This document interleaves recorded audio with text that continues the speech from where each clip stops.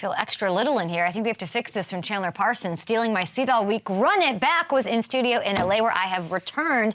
And after this morning, I know more about Kyle Kuzma than I ever thought that I needed to. But amazing to have Shams and Beadle and Parsons in studio. They'll be back next week. But you're here with me to wrap up our Friday on Up and Adams. We don't do shows on Fridays, so we're here on a Thursday with the lovely, the insightful, the in the know with all things New York sports. Kim Jones is here with Newsday and WFAN. She'll talk about everything going on with, we're going to ask her about Adele, too, in Baltimore. Don't worry about that. But with Saquon Barkley, Dexter Lawrence, all of that. Her thoughts on Daniel Jones and company and Aaron Rodgers entering the New York sphere. Plus, I'll look into the draft needs of, the Commanders. We're starting our show with them. Get with it. The Bucs, the Patriots, and Matthew Hamilton digs deep into the tape of Packers quarterback situations with Jordan Love. And we are doing an irrational, here's what we're doing, an irrational fear of animals draft. Not even so irrational, but the most fearful animals in the world. And I'm seeing jellyfish. Okay, it's interesting. Birds is high on my draft board, people. Me versus Hamilton, it's high on there. Raccoons, not scared of those. Turkeys, I'm totally with you on turkeys. Deer, what? Daddy long legs. I'm not scared of any spider. Not scared of anything, flying, spider, none of that. I just have Windex, and I walk around my house in California shooting with Windex. And now Peter will be after me. Let's go!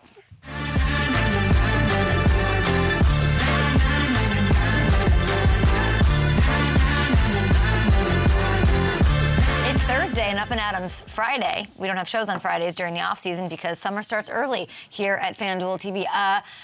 2 weeks from now, though, it's Thursday. 2 weeks from now, Goodell on stage, Kansas City. Probably went to Joe's earlier in the day, got himself some size. What do you guys think? Think he's a brisket guy, Roger Goodell? Something clean. He's got those nice suits on. The least, maybe he'll have to bring 2 suits. That would be my advice to you, Mr. Goodell. And then you'll hit that beautiful stage. ESPN, NFL Network, maybe Up and Adams on FanDuel TV will be all over the coverage.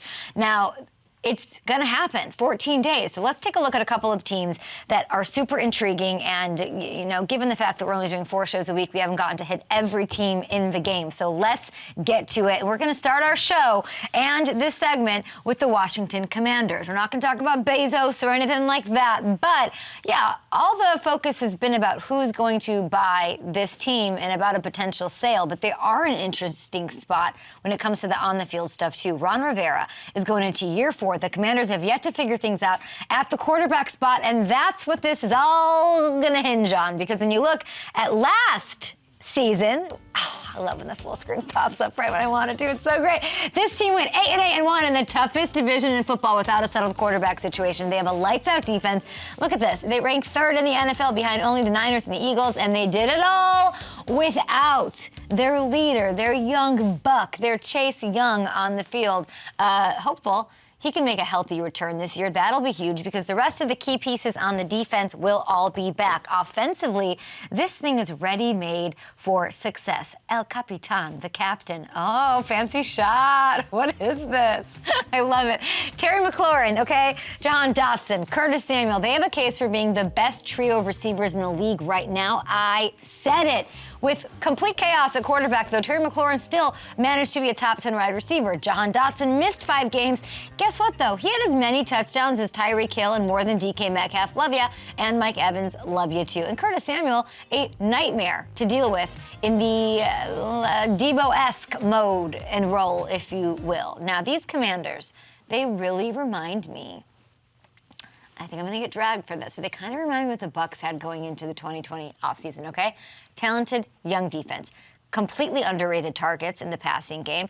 The roster so strong, top to bottom, and way better than it gets credit for because the quarterback play has been a question mark and an issue. And I know Tom Brady probably ain't walking through the door to save the day there. Neither is Aaron Rodgers or Lamar Jackson. So they have to figure out this thing. And it comes down to what are their options. Is it last year's 5th rounder, Sam Howell? No crickets. A cricket's a feared animal. We'll get to that later in the show. No? How about Jacoby Brissett? We mentioned brisket. Let's do it, all right? He's coming off a very strong year in Cleveland. Or I don't know, do they get a little spicy here? Do they make waves and package the 16th overall pick to go up and snag their quarterback? It would be a shame, that's all I'm going to say. A shame to see another year with a talented squad go to waste because of the quarterback situation. So Ron, Martin, get everybody together and get this right immediately. There is a new wave. There's energy. There's new ownership on the horizon, hopefully. So, I'm not sure they're going to get too many more opportunities in this window to get it right. All right, next, we talked about the Buccaneers. Let's get into Tampa. Tom probably isn't walking through that door either, and they're at a massive crossroads right now, right? They brought in Baker Mayfield, who yesterday, shocked myself on there thinking, gosh, he's the quarterback of the Tampa Bay Buccaneers. What's going on? He apparently is going to compete with Kyle Trask for the starting gig there. They still have a ton of veteran talent in Mike Evans and Godwin, Levante, Vita Vea, Devin White. We love him. He rides horses. He's not scared of those animals. He has a ton. But the news was that he put in a trade request. No, he's not. Devin White? No, it's not. Look it up. Devin White has horses. He rides horses and he brings them into the stadium. Issachar was trying to say as if all the horses are sort of soulless looking. I've ridden horses, all of that. California's full, and they just look like at any moment's notice they could be up to no good. Mm-hmm. Not bite me, but they're very big. They are. Trust me, I was just around a horse very recently. FanDuel's gonna kill me. Okay. So what was I saying? Oh, Devin White put in a trade request, guys, this week. So it looks like he might not be around much longer. So while for some teams, I don't know, this might just be better off as a sell-off situation. Where are we going, right? Let's go into rebuild mode. Don't add a Bijan. I was talking about Bijan going there. Everyone's like, don't do that. He's going to be wasted down there in Tampa. Sell off pieces. Go into rebuild mode. But the NFC South is anyone's for the taking right now. If you look at this, bam. The Bucs have the longest odds, guys, plus 500. Have some fun over at FanDuel Sportsbook, would ya? We really don't know, though, what any of the teams are going to look like. 3 of the 4 have new starting quarterbacks, right? This is very interesting. Returning starter for the Falcons, Desmond Ridder. He started just 4 games, I think, last year. So the way Tampa handles this draft will have a huge impact on how the division plays out. Do not sell yourself short, Buccaneers fans, or people that are judging what's gone on down there in this division, okay? Do they make a move up from 19 to get a quarterback? Do they add an explosive piece like a Bijan? Can they convince Devin White to stay there and not want to move as we go on horse tangents here in the A block? If not, can they make the most out of a potential trade? We believe in Jason Light. We know Super Bowl champion Jason Light, and he's got some big things to figure out. And if he's able to push the right buttons, there really isn't a reason, I think, that the Bucs can't find their way right back to the top of the Saints-favored NFC South. But if things don't go the way Tampa would like it to over the next couple weeks, they might be in that Caleb Williams sweepstakes at this time next year, and Cliff Kingsbury is going to try to attach himself to that wagon now, isn't he? Okay. Tweet the show at Up and Adam Show. We are looking at animals that you might be afraid of, the most feared animals. What would be the obvious ones? Somebody put squirrels. Why are people scared of squirrels? They're crazy. Really? They're crazy? Yeah. I kind of find them cute. They're kind of chipmunky. I'm not afraid of anything like that. I remember once in college, there was a bat in my apartment. 4 girls lived in a very small quarters. I think it was a 3-bedroom and 4 girls lived there, and there was a full-on bat when we got home from the bars one night. And I remember just everyone was freaking out, and I was like, am I a psychopath, that I'm a sociopath, that I'm not afraid of this even a little bit? And I was just fine. I threw a cucumber at it, I think, and it flew. I'm not kidding. I think I flung a cucumber at it when it was in a good spot on the wall, and it flew out the window. Am I gonna get killed for my animal behavior? No, it's fine. Okay. Devin White on a horse. You have him? Yeah. Does this look like he's afraid of this thing? No. Are you kidding? Devin White would be someone fun to go to the Derby with. We should make that ask. Hey, Devin White, what are you doing in a couple weeks? Want to come to Kentucky? I think he might love to do that. And then this I understand. Von Miller, I look at him with these chickens. And I'm just going to give it away. Chickens might be my number 1 off the board. To me, there's nothing. And of course, I have emotional trauma bonds with these animals. Chickens are absolutely terrifying and have no consideration for other people at all. You never know which way they're going to go. So I'm absolutely terrified. Von Miller, you're a... Okay, finally, But seriously, Devin White would be a good derby friend to hang out with. Yeah, agreed. Him and Levante, can you imagine? Okay, finally. On a horse. On a horse. I want to talk about the Patriots. Mac Jones trade rumors. We addressed them here, and a lot of New England fans are like, "You're Pro Football Talk making stuff." But these trade rumors continue to sort of swirl here, all supposedly stemming from this Bill Belichick pissed offness over Mac calling his Bama coaches for advice when he wasn't loving what was going on offense last year because it was led by a defensive guy. Patricia, we get it. That's what's going on. So the Pats haven't confirmed any of these rumors, but Bill has continuously declined and sort of poo-pooed the idea of naming a starter for the season. And you have to imagine that that's having an impact on the locker room. Phil Perry, who I call the senator, that I know and trust him, he works for NBC Sports Boston. He reported yesterday that he spoke to a number of guys who are upset on Mac's behalf about how this has all gone down, that, they don't want 2022 to bleed into 2023 and all that sort of stuff. And none of this is proportionate response to what Mac actually did. Let's not forget, timeout, we had Devin McCourty come on our show without unprompted, not really even baited. I wasn't prodding him. Really stand up for why does everybody against Mac Jones? And I was blown away by it because it was as if he was talking about Tom Brady, the way that he was in defense of him. And so all of these rumors took me by surprise just based off what my guy McCourty said. And there's all these anonymous reports. The Patriots linebacker spoke on record about it. Josh Uche was with Perry and Tom Curran yesterday. Here's what he said. I love Mac. I mean, he's a competitor, somebody who I've gone to war with and practiced with. I've seen his work ethic and his tenacity. I think he's a dog. This reminds me of what Devin said. That's me personally having worked with Mac and knowing what I know about him. Listen, he's a dog. That's all I can say, man. He is our quarterback. So the guys in that locker room seem to overwhelmingly have his back. And at this point, even if Mac isn't traded, you have to wonder how the nature of this is going to affect Bill and Mac's relationship and Bill's relationship with the rest of the locker room. Because somebody like Bill, players have a lot of reverence for, but it's easier to have reverence for a hard ass like Bill when championships and division wins are happening. And when they're not, I think some of it gets lost in the sauce, even though he's an absolute legend. And if you trade Mac, when is that happening? We're 2 weeks into the draft. You'd have to think it happened before then. I asked this when I talked about it a couple weeks ago. What is the plan in New England? Like, what is Bailey Zappi the guy? Sure, I mean, he might be, but why would he not make that call now? What are we doing? It's a hard-pressed thing to think that Bill and company wouldn't have another plan in place. Like, you want to really limit yourself? Give yourself another option when it comes to your quarterback situation. And beyond New England side of things, a trade of Mac to one of these quarterback-needy teams, it switches the entire draft. It flips everything off its course. You're making those producers in those trucks work extra hard, changing those graphics, figuring everything out. If you wait too long, because we've heard the Raiders, we've heard teams like the Titans, very interested about what they do with their quarterback, the Bucks. They're all rumored to be in conversations with the Patriots.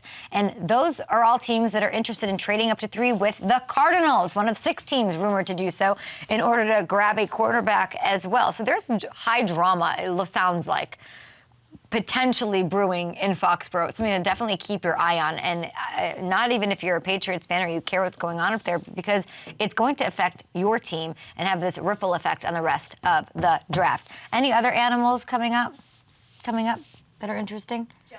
Jellyfish. Jellyfish? You know what I was thinking about? Oh, we have a tweet. Okay, let's go to it. This is so fun today. What do we got? Oh, number 1 pick. What are those mice? Okay, I'm not afraid of mice, not even slightly, not mice or rats. A llama. Listen, I went to Peru. I was very in close quarters with llamas. Not terrified of those. I should have pulled footage of these animals. If you've ever been around peacocks, you know to fear them. They'll charge you. Well, peacocks are in the bird family. So we have the animal draft coming up. We also have one of my favorite people, because when I want to know something about the Giants, I go to Kim Jones. We finally get Kim Jones on the program.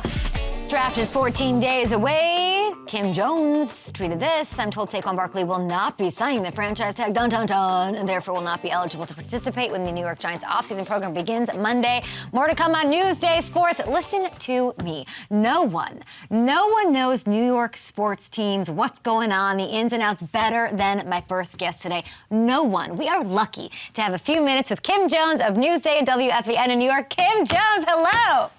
I'm so excited to join you, Kay. I got to work on my dun-dun-dun. I like that. It's implied, Kim. I'm happy to have you. You reported the Saquon Barkley news that he's not signing his franchise tag, which means he won't be in OTAs, which I think is kind of smart. Why would he want to be in OTAs? He handles his body really well. Do you have any sense on Saquon and the Giants where they stand in terms of getting this deal done?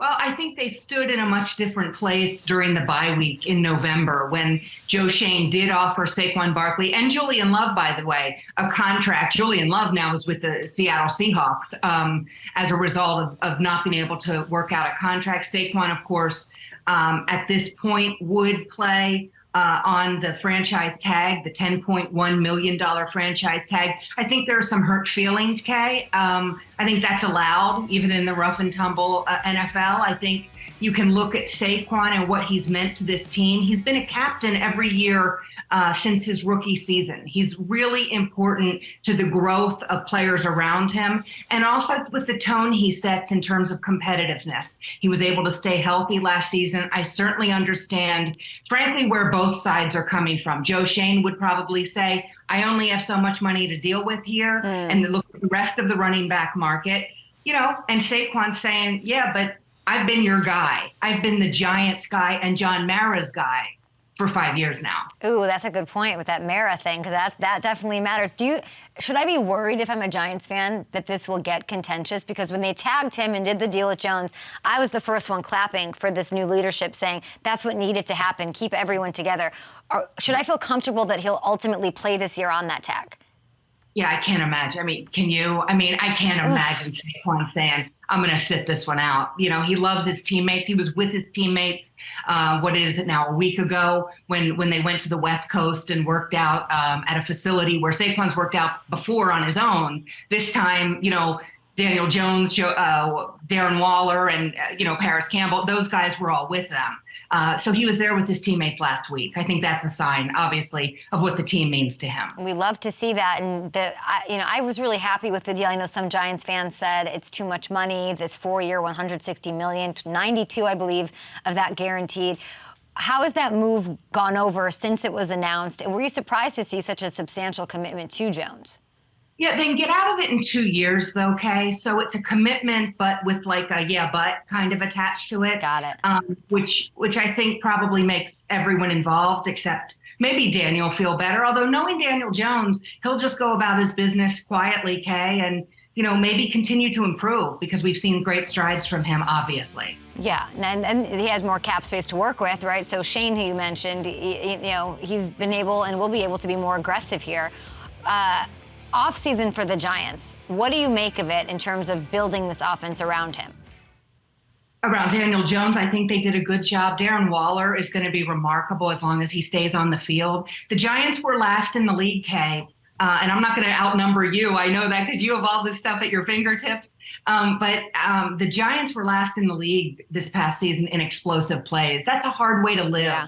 This league, think of the pressure it puts on the defense. Obviously, the pressure it puts on every offensive player to never make a mistake because, that might have been your one chance. So the Giants certainly need to get better offensively, more explosive and more dynamic offensively. I think you can certainly make the case they've done that. Yeah, and then you look at, and we have the draft, of course, and we'll get into that. But, everyone's talking about this Saquon thing with the contract. He won't be joining the offseason program. But I also saw the Dexter Lawrence news, right? This is their big guy, their defensive tackle. He's not going to be there on Monday because of his contract situation. He wants a long-term deal. Will they lock him up? And how important is that for this defense that you're talking about and taking pressure off of it this year? Yeah, I think Wink Martindale will tell you it's vital. You look at the contract Daron Payne just got fairly recently, certainly this offseason from the Commanders. I think it was $90 million, a 4-year, $90 million deal. if I'm Dexter Lawrence's representatives, now I have a starting point, right? I mean, Dexter's been unbelievable. He plays an awful lot of snaps, 75 and up percent, which for a big nose tackle like that is really impressive. What do you make of Wink Martindale? We have Eric Weddle on our show every week last year, and somehow he was just able to get him in every answer that I would ask him, well, what Wink? And he was like rooting for the Giants because of Wink. What's it like to cover Wink and his impact on this defense? Because I don't think nationally it's talked about a ton. It's awesome. I mean, players love it because he wants them to play and be themselves and, pedal to the metal type of thing where he gets it if you're going to make a mistake. Obviously, he doesn't want mistakes, but, he wants you going all out. Players really, really adapted very well to him. And I can see why. He's a character. I give him a lot of credit at this point in his career. He made the move from Baltimore, right? Yeah. And he really found in Brian Daboll a coach who very much lets him be himself. And I'm not saying that didn't happen in Baltimore because I think it did as well, but I can only speak of his time with the Giants. He's incredible to talk to. The times I've gotten to speak with Wink, I always kind of mentally bookmark them as much as I can because there are people that you meet covering the NFL, Kay, and I know you know this, who give you the kind of wisdom that's real. And Wink certainly falls into that category. Yeah, he deserves to get some love, and I wish he got a little bit more head coaching love. I'd like to see him in that role as well. He's clearly a respected leader of men, but we'll see what he can do with this defense. I don't think they're going defense with their first pick. What do they pick? 25th in the first round? You know this better than I do. But I do know they've had some wide receivers in the building. Is that the direction we're going?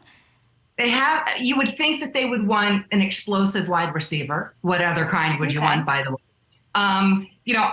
Part of me hopes they pick Joey Porter because I need another Penn Stater in the room. Of course. The quarterback from Penn State, who he may not intercept the ball, but no one catches a whole lot on him. It'll be interesting to see where Joey goes, including whether his father's former team in the Steelers is interested. I mean, you never know. Saquon's in there. Saquon's in there going, psst.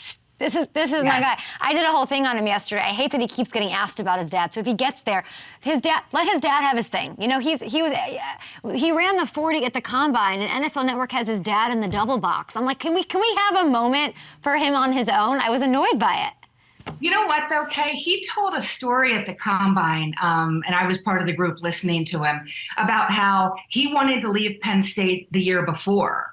Oh. And his parents counseled him, mom and dad, and said, you're not ready yet. And he told us at the combine, that hurt my feelings, but I know my parents had my best interest at heart. Right. So, he has actually brought dad and in that case, mom as well into the conversation. And from what I understand, I'm a Penn Stater, so I kind of, pick and choose the times I can talk about him. But this is certainly one for Joey Porter Jr. And apparently the family's just remarkable, which doesn't surprise you. And he'd be a great fit. I think he should. We need another Penn Stater there for Kim Jones to cover for Newsday and WFAN. Let's move on to Odell. I know he's not, under your jurisdiction as it is, but you have a very close relationship with him, one of very few who do in covering the media. He trusts you, and he'll be introduced today as a Baltimore Raven. What did you make of the decision, and what do you make of the fit?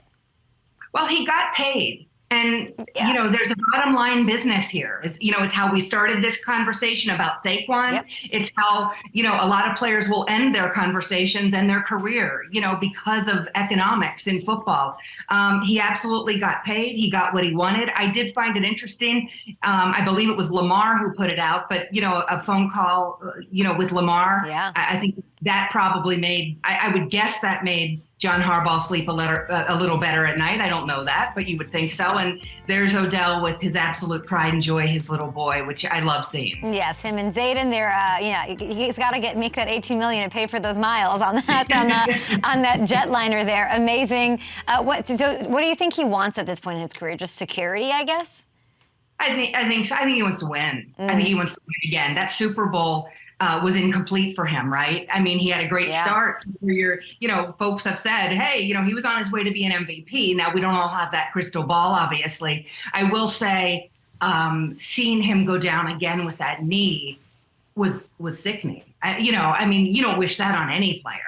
especially one that you have at least some sort of a relationship with. I was lucky to know him when he was just getting into this league. And those are the times I think of, frankly, when I think of Odell. But, now he gets another chapter in Baltimore, and he and Lamar could be dynamic, Kay. I certainly don't have to tell you that.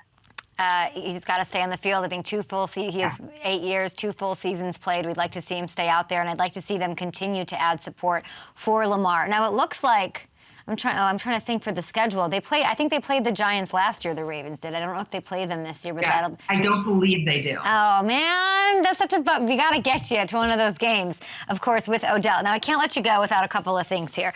This Aaron Rodgers thing, lingering, annoying, the Jets situation, but from a perspective that you have, where you've covered so many moments, so many characters, not just in football, just New York sports in general, what do you make of his fit with the New York fan base and media? Is there any advice that you'd give him in how to manage that? Just win, baby. They'll love you.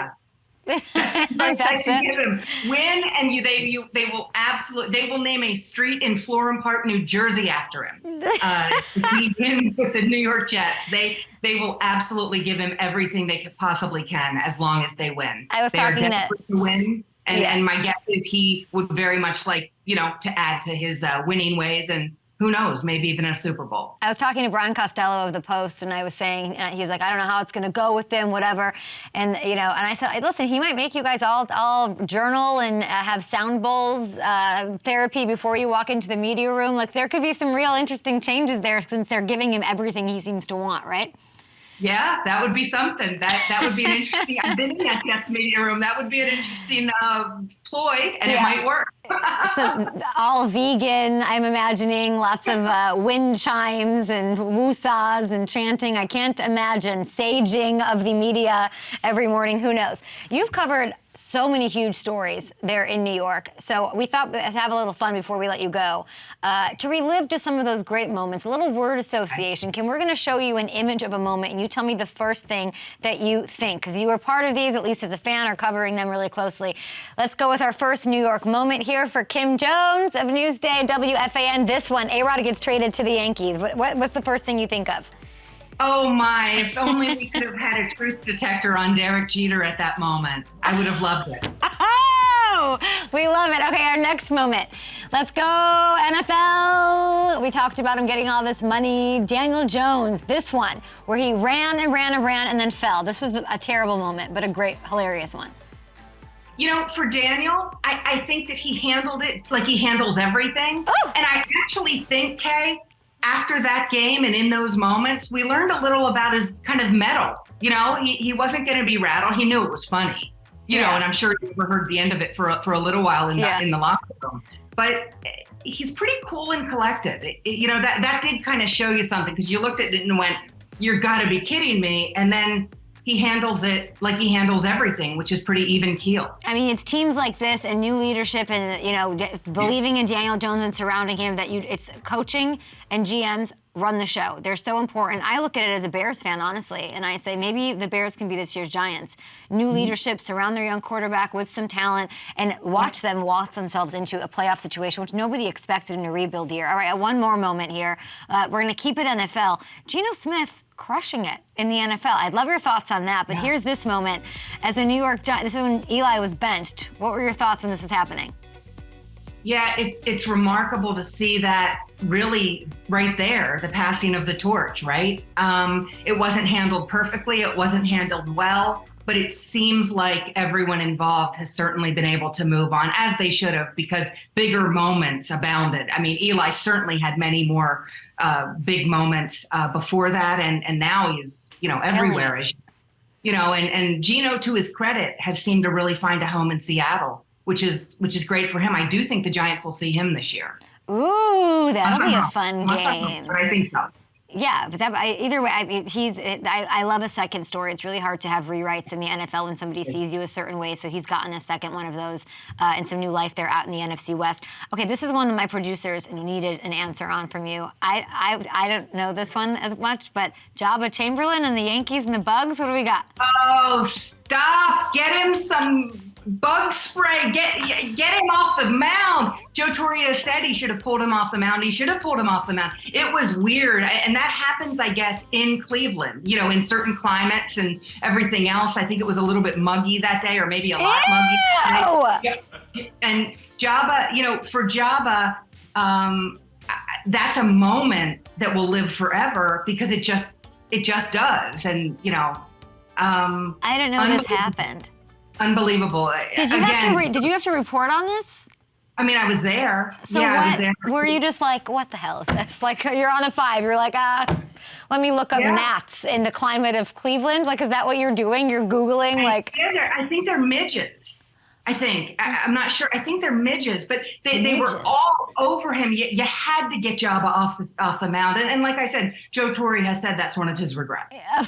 Get off the mound. Let him have a chance. I just need you to write a book because there's all of these crazy moments. You were at Yes Network, then you covered, the A-Rod thing alone is like, it's 8 chapters. And then there was like, the back pages. I think of Sam Darnold and I don't think about anything other than the back page fodder. I think about the ghosts. I think about the mono. What did you make of the Sam Darnold experience covering it? Honestly, sad because I'm not sure that we ever saw that true promise. He was drafted before Josh Allen. As you know, Kay. Yeah. The two are, and the two are really close friends. So, could Sam in a different environment, thrived at an earlier time in his career where he wouldn't now feel, I'm guessing, that he's always up against it. Yeah. Once you fail, it's prove it, prove it, prove it. And he's had so many prove it moments that it's almost unfair. It's true. He had a nightmare start to that career, which is unfortunate.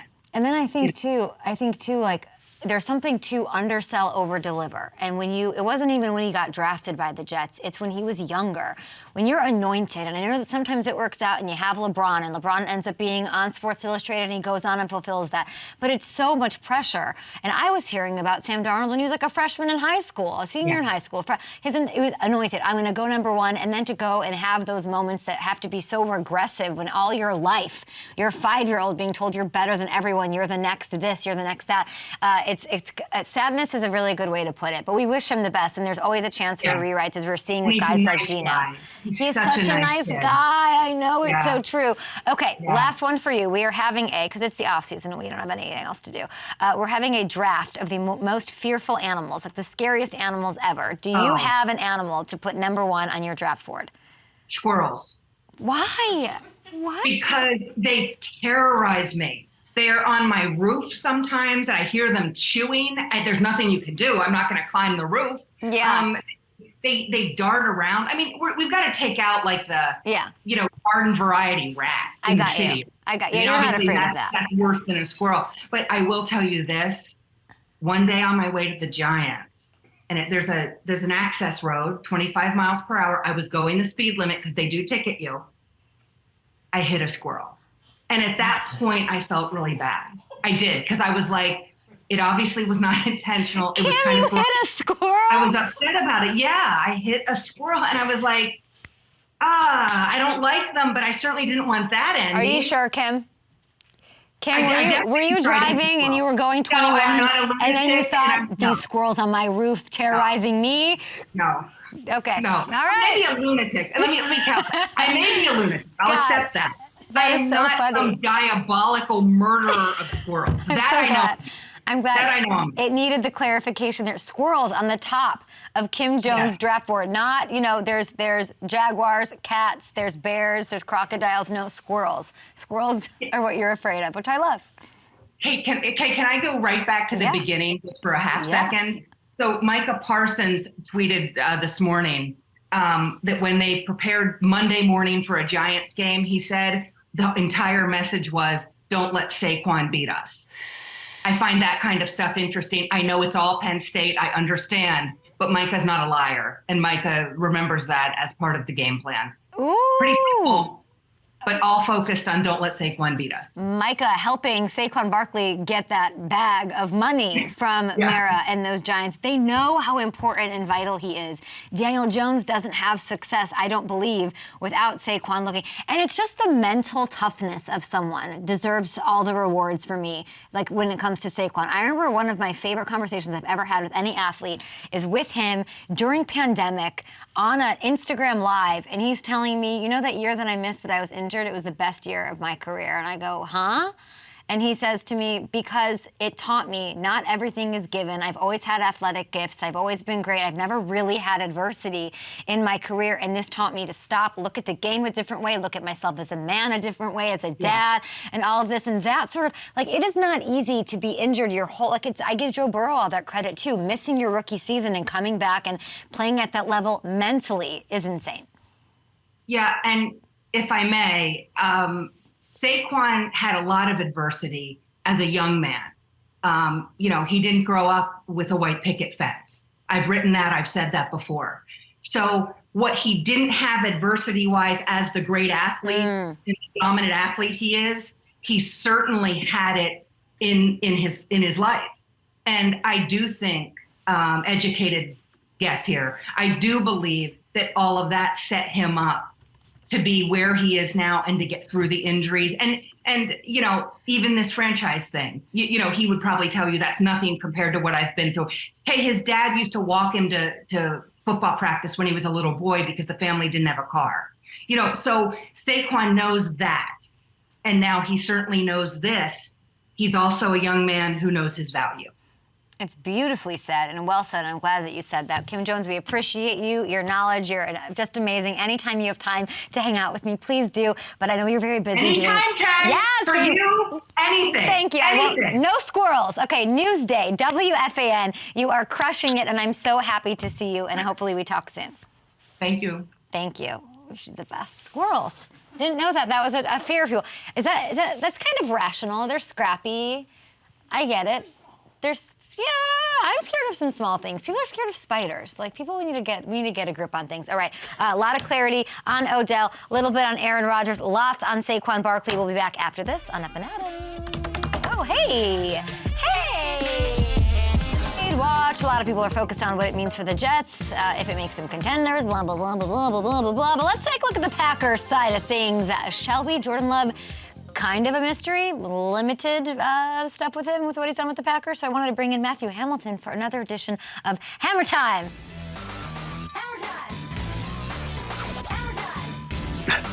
What's up, Kat?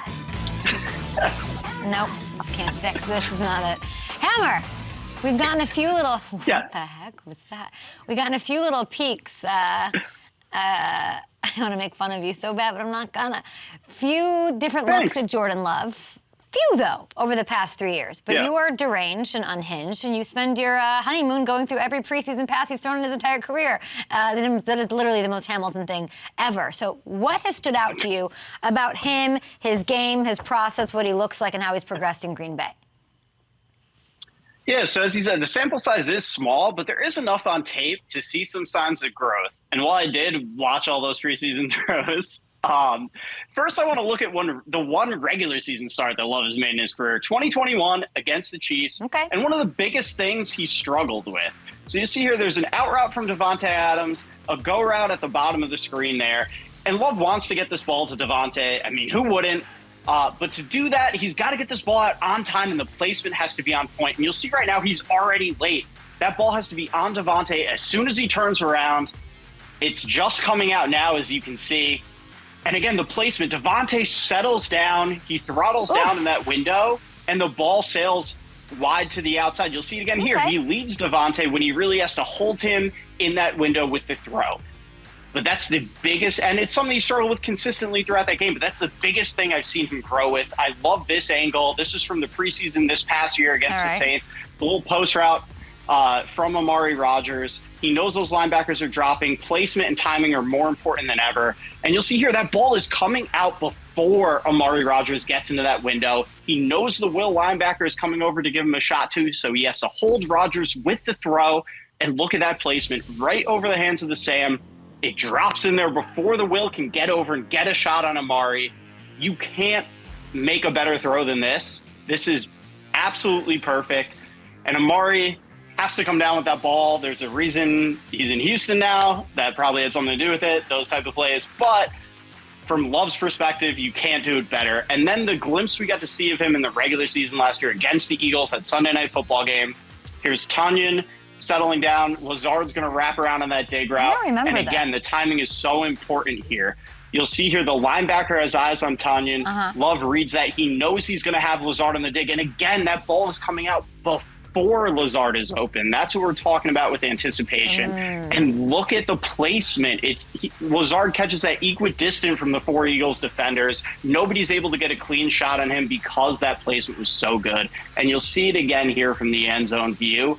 The way that Love is able to kind of manipulate defenders too. It's a little bit of a no-look type situation. You see how that front hip opens up? He makes it look like he's throwing to Tunyon here, but that ball's going to come across the middle to Lazard instead, and you'll see it by holding him, driving that ball in, keeping Lazard in that window. He keeps him from taking a big shot from the defenders, lets him get upfield. There's a lot of reason for optimism with the growth that we've seen from Love on tape so far. Give me it in one sentence, the growth that you've seen that you just went over. Anticipation, timing. Anticipation and timing. All the things you want to see. Man, when they show those close-ups of him, even on that Devontae, I'm like, shit, is he going to be like the best quarterback? I'm like, it could be. It literally could be. But if they want to have success, and if they want him to be successful, same thing with Aaron, who obviously lit it up MVP style, but you need to add something at some point, right? He's got Christian Watson, really came along, jumped off the page, had a chemistry with Rodgers as they have with Jordan's yet to be seen. Romeo Doubs showed some promise, he's a bit raw, and then you got a bunch of question marks. There's no Lazard now, no Tunyon, who you're talking about, no Cobb. So they have the 15th overall pick. What are we doing? Yeah, and as you saw on some of those clips, all the ball placement and timing in the world, doesn't matter if your guys aren't catching the ball, right? And if they're not where they're supposed to be. So it is you'd have to think that they're going to go after a receiver, try to get him some more weapons when you look at the scope of that roster right now and what they have left for him. Yeah, and I think we want to look at some of these odds, right, really quick, because we've got – talk me through this. Yeah, it's anybody's game in the NFC North right now, but you look at that, the Packers have the longest odds in the division right now, and I think – a lot of people presuming, again, as you mentioned, there's so many question marks with Jordan Love. I think these other teams have things a little bit more settled. But if Love is able to consistently put together what I showed on that tape as far as his growth and the way that he's processing and anticipating and placing the ball, the Packers still have a lot of really good players on that team. Like great they value. can compete for that North title again. FanDuel Sportsbook, you ding-dongs, putting the Packers in the bottom. What are we doing here? Really? That sounds like great value if you want to have some fun. They've got lots of talent. Make a couple upgrades in the draft. Yeah. This is something that I'd be interested in. Okay, we appreciate you. Great stuff. You idiot. And we're going to do a scary animal draft after. There's no other way to say it. Up next, our scary animal draft. They are among us. Is that parrots? Scary animal draft after this. Neon Squirrel saying, squirrel, how interesting. Wasps, they don't really even pollinate stuff. They're just stinking jerks. Not afraid of wasps even a little bit. I had a wasp nest outside my house. I wanted to make them tea in the morning. That was fine. Back on Up and Adams, the shoebill stork stands up to 5 feet tall. Kay, how tall are you? So scary. How tall are you, Kay? What are you doing to me? I'm 5 feet tall. That stork is as tall as that you. looks like a human in a costume that is the mascot of the Falcons. This is so scary. Speaking of scary. 7.7 feet wingspan, Marissa. What are we doing?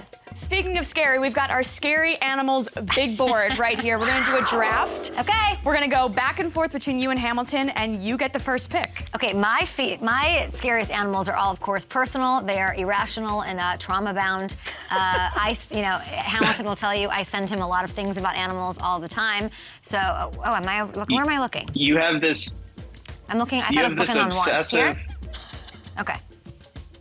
Obsessive morbid fascination with this. My entire Instagram DMs are just stories about weird animal things, the horrible things they've done to people. So this is so fitting. Yeah, this is so my first one, easily, I'm going to go first with my show.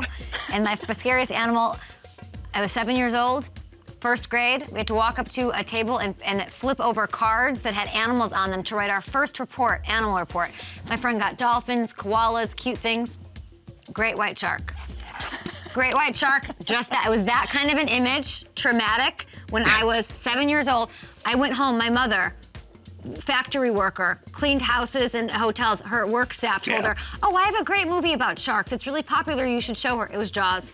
She put me in the basement in a rainstorm trauma. to watch Jaws, and I've never been in the ocean. I've never been in the ocean because of I was that. just about to say, you still don't go in the ocean. Imagine just really, Yeah. just being in the scariest situation. If you're in the water and that happens, crippling fear takes over and I'm sinking to the bottom. Jesus, take the wheel. Go ahead. Sharks have 300 teeth. Yeah, 300 teeth. Marissa did I shark looked up facts. She did. did her 7 research. rows. Hamilton, go. All right, I'm going with Black Widows. The thing that freaks me out is stuff where you don't know where it's going to be, and all these stories about people that like go to the grocery store, they bring home their bananas, and there's just a Black Widow in there, their grapes, and they reach in and they're no thanks. They could be in your pillow, they could be in your sheets, they could be anywhere, and I'm out. Yeah, no but- thank you.